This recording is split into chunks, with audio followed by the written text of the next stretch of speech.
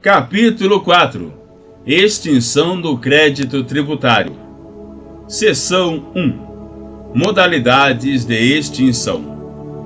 Artigo 156. Extinguem o crédito tributário. Inciso 1. O pagamento. Inciso 2. A compensação. Inciso 3. A transação.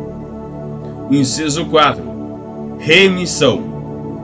Inciso 5. A prescrição e a decadência. Inciso 6. A conversão de depósito em renda. Inciso 7. O pagamento antecipado e a homologação do lançamento nos termos do disposto no artigo 150 e seus parágrafos 1º e 4º. Inciso 8. A consignação em pagamento nos termos do disposto no parágrafo 2º do artigo 164. Inciso 9. A decisão administrativa irreformável, assim entendida a definitiva na órbita administrativa, que não mais possa ser objeto de ação anulatória. Inciso 10.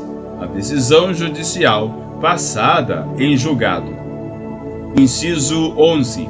A dação em pagamento em bens imóveis, na forma e condições estabelecidas em lei. Parágrafo único. A lei disporá quanto aos efeitos da extinção total ou parcial do crédito, sobre a ulterior verificação da irregularidade da sua constituição, observado o disposto nos artigos 144 e 149.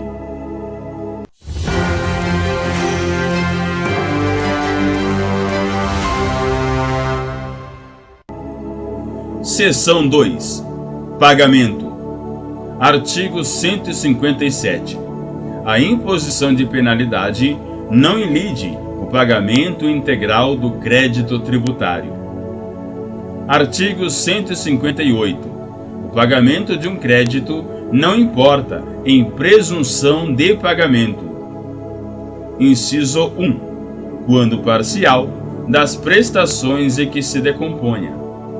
Inciso 2. Quando total, de outros créditos referentes ao mesmo ou a outros tributos. Artigo 159. Quando a legislação tributária não dispuser a respeito, o pagamento é efetuado na repartição competente no domicílio do sujeito passivo. Artigo 160. Quando a legislação tributária não fixar o tempo do pagamento, o vencimento do crédito ocorre 30 dias depois da data em que se considera o sujeito passivo notificado do lançamento. Parágrafo único. A legislação tributária pode conceder desconto pela antecipação do pagamento nas condições que estabeleça. Artigo 161. O crédito não integralmente pago no vencimento é acrescido de juros de mora, seja qual for o motivo determinante da falta, sem prejuízo na imposição das penalidades cabíveis e da aplicação de quaisquer medidas de garantia previstas nesta lei ou em lei tributária. Parágrafo 1º. Se a lei não dispuser de modo diverso, os juros de mora são calculados à taxa de 1% ao mês. Parágrafo 2º. O disposto neste artigo não se aplica na pendência de consulta formulada pelo devedor dentro do prazo legal para o pagamento do crédito. Artigo 162. O pagamento é efetuado. Inciso 1. Em moeda corrente, cheque ou vale postal. Inciso 2. nos casos previstos em lei, em estampilha, em papel selado ou por processo mecânico. Parágrafo 1º. A legislação tributária pode determinar as garantias exigidas para o pagamento por cheque ou vale postal, desde que não o torne impossível ou mais oneroso que o pagamento em moeda corrente. Parágrafo 2º. O crédito pago por cheque somente se considera extinto com o resgate deste pelo sacado. Parágrafo 3º. O crédito pagável em estampilha considera-se extinto com a inutilização regular daquela, ressalvado o disposto no artigo 150. Parágrafo 4º. A perda ou destruição da estampilha ou o erro no pagamento por esta modalidade não dão direito à restituição, salvo nos casos expressamente previstos na legislação tributária, ou naquelas em que o erro seja imputável à autoridade administrativa. Parágrafo 5º. O pagamento em papel selado ou por processo mecânico equipara-se ao pagamento em estampilha. Artigo 163. Existindo simultaneamente dois ou mais débitos vencidos do mesmo sujeito passivo para com a mesma pessoa jurídica de direito público, relativos ao mesmo ou a diferentes tributos ou provenientes de penalidade pecuniária ou juros de mora, a autoridade administrativa competente para receber o pagamento determinará a respectiva imputação, obedecidas as seguintes regras, na ordem em que enumeradas. Inciso 1. Em primeiro lugar, aos débitos por obrigação própria, e em segundo lugar, aos decorrentes de responsabilidade tributária. Inciso 2. Primeiramente, as contribuições de melhoria, depois as taxas e, por fim, aos impostos. Inciso 3. Na ordem crescente dos prazos de prescrição. Inciso 4. Na ordem decrescente dos montantes. Artigo 164. A importância de crédito tributário pode ser consignada judicialmente pelo sujeito passivo nos casos: inciso 1. De recusa de recebimento ou subordinação deste ao pagamento de outro tributo ou de penalidade ou ao cumprimento de obrigação acessória. Inciso 2. De subordinação do recebimento ao cumprimento de exigências administrativas sem fundamento legal. Inciso 3. De exigência, por mais de uma pessoa jurídica, de direito público, de tributo idêntico sobre um mesmo fato gerador. Parágrafo 1º. A consignação só pode versar sobre o crédito que o consignante se propõe pagar. Parágrafo 2º. Julgada procedente a consignação, o pagamento se reputa efetuado e a importância consignada é convertida em renda. Julgada improcedente, a consignação no todo ou em parte, cobra-se o crédito acrescido de juros de mora, sem prejuízo das penalidades cabíveis.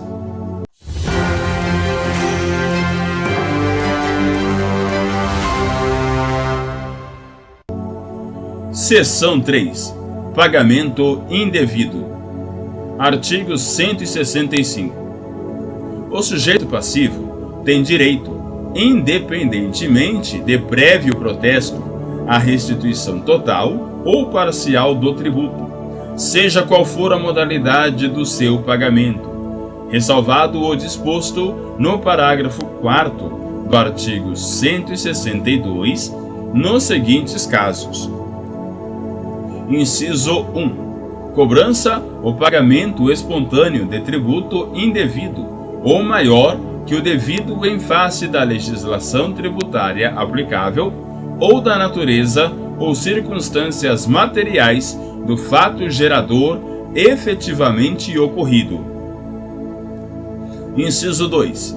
Erro na edificação do sujeito passivo, na determinação da alíquota aplicável, no cálculo do montante do débito ou na elaboração ou conferência de qualquer documento relativo ao pagamento. Inciso 3. Reforma, anulação, revogação ou rescisão de decisão condenatória. Artigo 166. A restituição de tributos que comportem, por sua natureza, transferência do respectivo encargo financeiro, somente será feita a quem prove haver assumido o referido encargo, ou no caso de tê-lo transferido a terceiro, estar por este expressamente autorizado a recebê-la. Artigo 167. A restituição total ou parcial do tributo dá lugar à restituição, na mesma proporção, dos juros de mora e das penalidades pecuniárias, salvo as referentes a infrações de caráter formal, não prejudicadas pela causa da restituição. Parágrafo único. A restituição vence juros não capitalizáveis, a partir do trânsito em julgado da decisão definitiva que a determinar. Artigo 168. O direito de pleitear a restituição extingue-se com o decurso do prazo de 5 anos contados. Inciso 1. Na hipótese dos incisos 1 e 2 do artigo 165, da data da extinção do crédito tributário. Inciso 2. Na hipótese do inciso 3 do artigo 165, da data em que se tornar definitiva a decisão administrativa ou passar em julgado a decisão judicial que tenha reformado, anulado, revogado ou rescindido a decisão condenatória. Artigo 169. Prescreve em 2 anos a ação anulatória da decisão administrativa que denegar a restituição. Parágrafo único. O prazo de prescrição é interrompido pelo início da ação judicial, recomeçando o seu curso, por metade, a partir da data da intimação validamente feita ao representante judicial da fazenda pública interessada.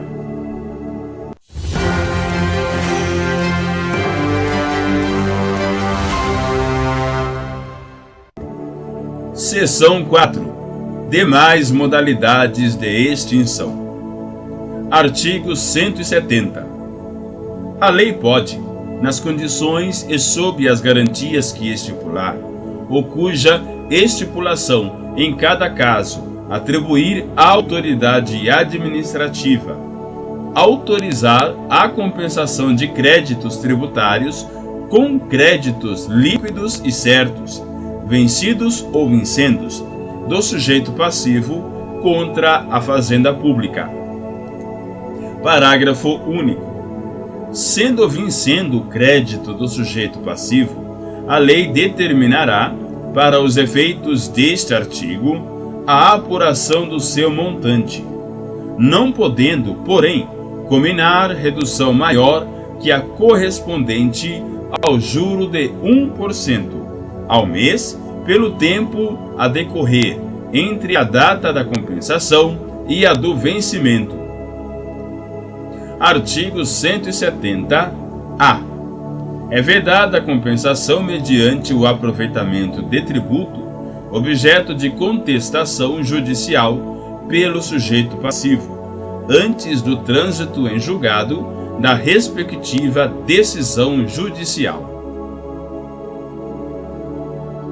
Artigo 171. A lei pode facultar, nas condições que estabeleça, aos sujeitos ativo e passivo da obrigação tributária celebrar transação que, mediante concessões mútuas, importe em determinação de litígio e consequente extinção de crédito tributário.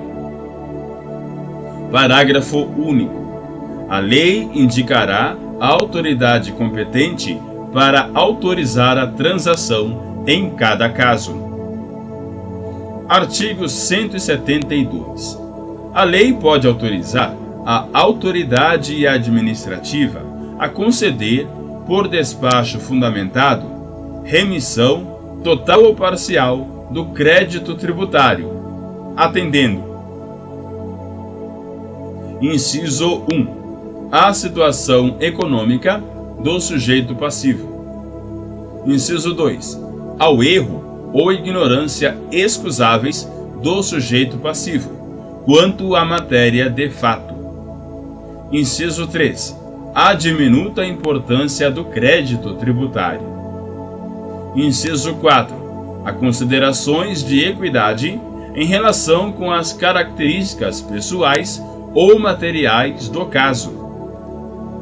Inciso 5. A condições peculiares a determinada região do território da entidade tributante. Parágrafo único. O despacho referido neste artigo não gera direito adquirido, aplicando-se, quando cabível, o disposto no artigo 155. Artigo 173. O direito de a Fazenda Pública constituir o crédito tributário extingue-se após 5 anos contados. Inciso 1. Do primeiro dia do exercício seguinte àquele em que o lançamento poderia ter sido efetuado. Inciso 2. Da data em que se tornar definitiva a decisão que houver anulado, por vício formal, o lançamento anteriormente efetuado. Parágrafo único. O direito a que se refere este artigo extingue-se definitivamente com o decurso do prazo nele previsto, contado da data em que tenha sido iniciada a constituição do crédito tributário pela notificação ao sujeito passivo de qualquer medida preparatória indispensável ao lançamento. Artigo 174. A ação para a cobrança do crédito tributário prescreve em 5 anos, contados da data da sua constituição definitiva. Parágrafo único. A prescrição se interrompe. Inciso 1. Pelo despacho do juiz que ordenar a citação em execução fiscal. Inciso 2. Pelo protesto judicial ou extrajudicial. Inciso 3. Por qualquer ato judicial que constitua em mora o devedor. Inciso 4. Por qualquer ato inequívoco, ainda que extrajudicial, que importe em reconhecimento do débito pelo devedor.